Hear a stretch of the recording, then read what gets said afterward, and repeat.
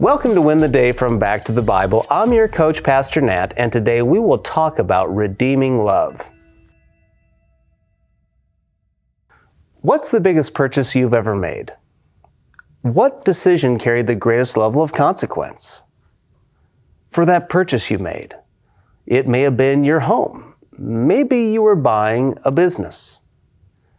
Regarding that big decision, maybe it was the decision to marry, to change jobs, to have kids, maybe adopt kids, or maybe it was even to remarry.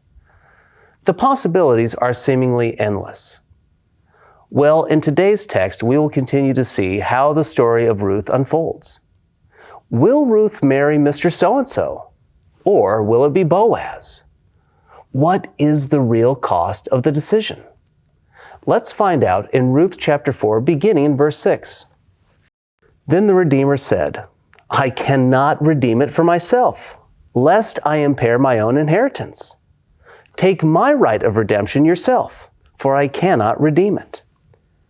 Now this was the custom in former times in Israel concerning redeeming and exchanging.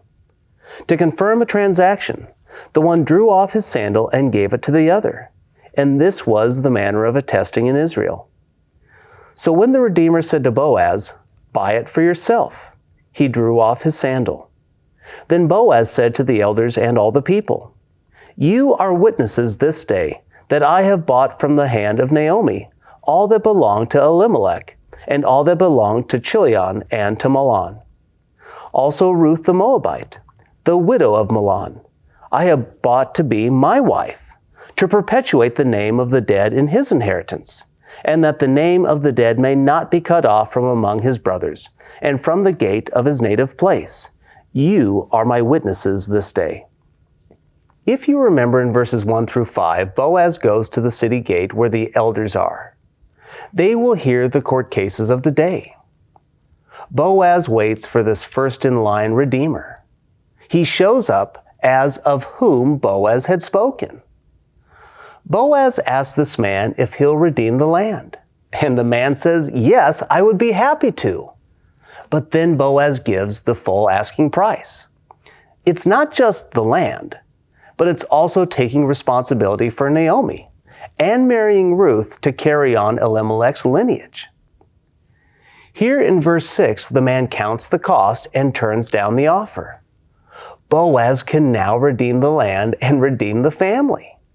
Naomi's emptiness will be made full.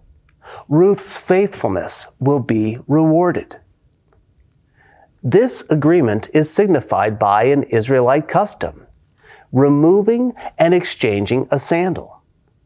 This was to symbolize the walking of the ground that you now own. Boaz then turns to the elders and all who are watching. He declares, Today you are my witnesses. I will redeem the land of Elimelech. I will restore the heart of Naomi.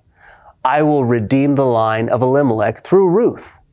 Today is the day that redeeming love is realized. Friend, this is the story of redeeming love.